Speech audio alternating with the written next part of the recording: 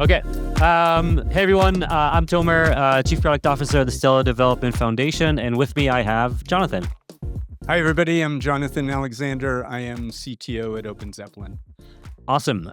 So Stellar, in case you don't know, is an L1 blockchain, been around since 2015, and just last week we Zeppelin released the first Zeppelin Stellar contract library, which we're very excited about. Jonathan, I'm sure people are pretty familiar with Zeppelin, but maybe if you can give a brief overview. Yeah, Zeppelin, we have been working on libraries and provide professional services, security audits for infrastructure, smart contracts, ZK, cryptography. We are worldwide, and that's what we do. Awesome. Okay, so let's kick it off. And I think probably on everyone's minds, if you've been under a rock for the past week, there's a small hack that happened with Bybit. $1.5 billion lost, the biggest hack in the history of crypto in terms of dollar value. More information keeps surfacing, and today we saw another report suggesting that the actual user interface, the web app safe that was used, was actually compromised. What can we You're a security expert. You've been at it for a while. What can we learn from this? Is there anything we can do? Like once someone like Lazarus targets you, are you essentially fucked? Well, I don't know if I can answer that question completely because I think it certainly seems like you might be. I think that clearly, everybody who's in software development, we know that if we have software, that we have a pipeline, we're releasing software for other people that other people use, that we have to do everything possible to secure that pipeline. Um, I think that we have no reason to believe that that isn't the practice of the SAFE team as well. So in the case, however, where a developer machine is compromised and maybe the keys to production, it appears in this case, were compromised, now malicious things can be released. And at that point, I think that this is not specifically in this case a blockchain problem. This is not specifically a Web3 problem, but it is imperative that, or it's in everybody's interest to provide safety checks and ability to validate for users. And clearly in this case, there was a UI that was served that was kind of maliciously uh, attacked, and it wasn't that there was no extra step there for the users to be able to validate that was this the UI they should expect. That's number one. So there is the ability to build in more protections, but I think the real thing that I think we all know and is so shocking and scary in this case is that the real difference in the Web3 space is the value that can be involved in one single transaction, or the risk exposure of just one hack, one mistake. In this case, the Lazarus group, and we're assuming, that by everybody's tracking that that this was a DPRK situation. They specifically targeted the Bybit team. They specifically targeted the Bybit wallet where they knew there was very high value, and by being able to get a transaction approved that wasn't actually the transaction that the signers were intending, they were able to then steal this super large amount of funds. So for those of us who work in the space, this is why it actually matters more than a lot of other software people work on, that we provide these extra checks, these extra steps, these extra safety mechanisms to prevent this kind of thing from happening. Super interesting. I think, a lot of people are talking about kind of like the blind signing aspect of this.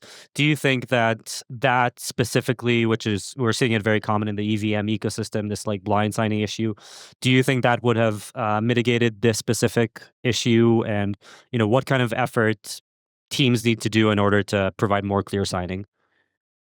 So yes, I think that clearly additional safety checks, additional steps could have been taken by the signers themselves, and we've seen other similar cases over the last couple of years, just not as big a loss.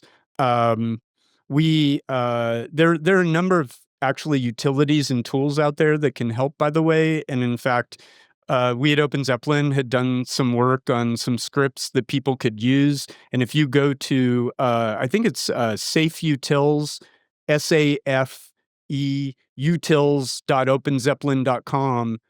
We actually have a hosted UI. We've hosted some of these scripts where somebody could just use this tool as an extra safety check that, if used, would prevent this kind of mistake. So yes, that's something that the teams should do. At the same time, I think there'll probably be a lot of learnings from this, because there are things that we could rely on in our multi-sig wallets.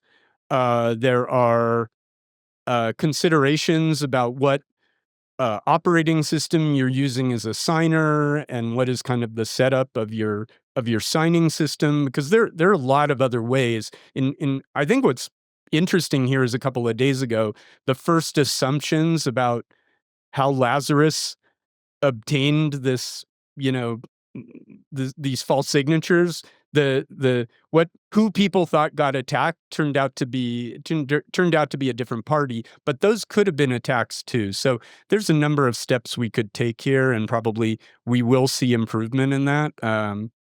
Yeah, I tend Yeah, to agree with definitely. that. And, Stellar definitely has a bit more of a batteries included approach to the design of everything in the blockchain. Like the basic accounts in Stellar actually have multi-sig functionality. You don't need to deploy a specific smart contract.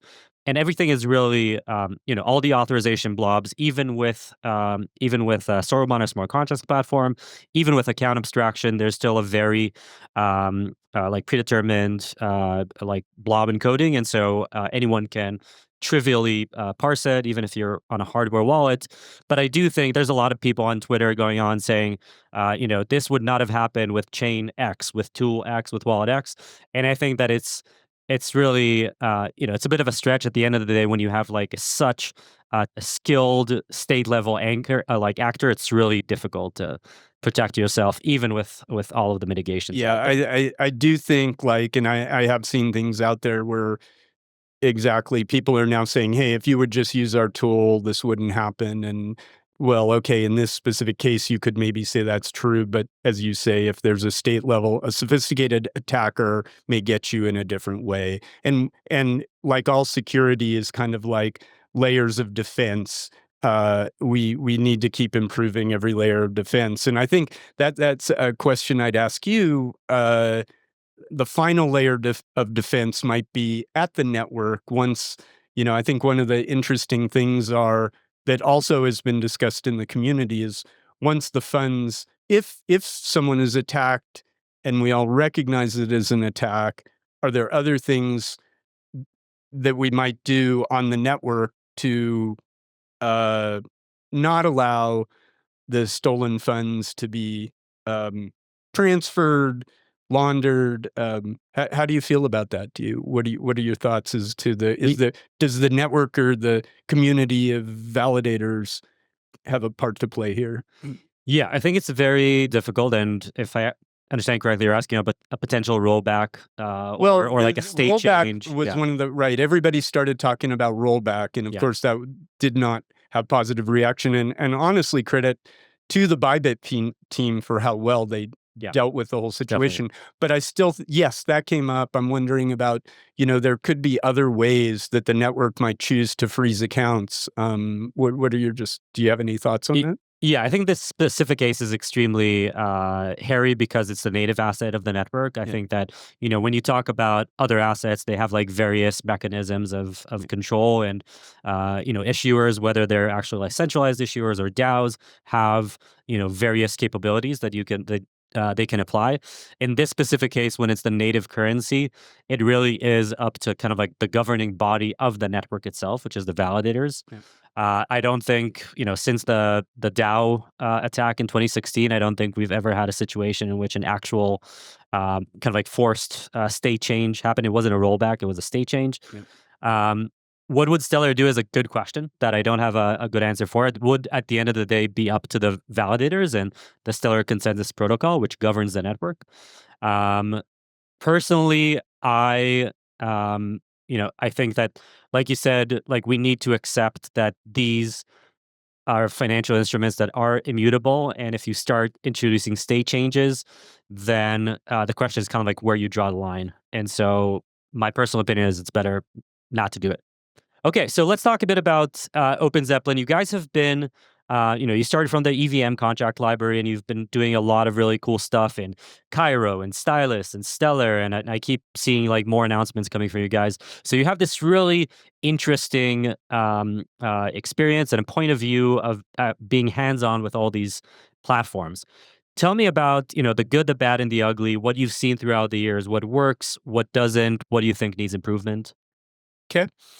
Well, yeah, our goal is to help build and protect the open economy, and we want to make things safe for developers, and we want to enable more and more developers to work more and more efficiently to be able to ship faster.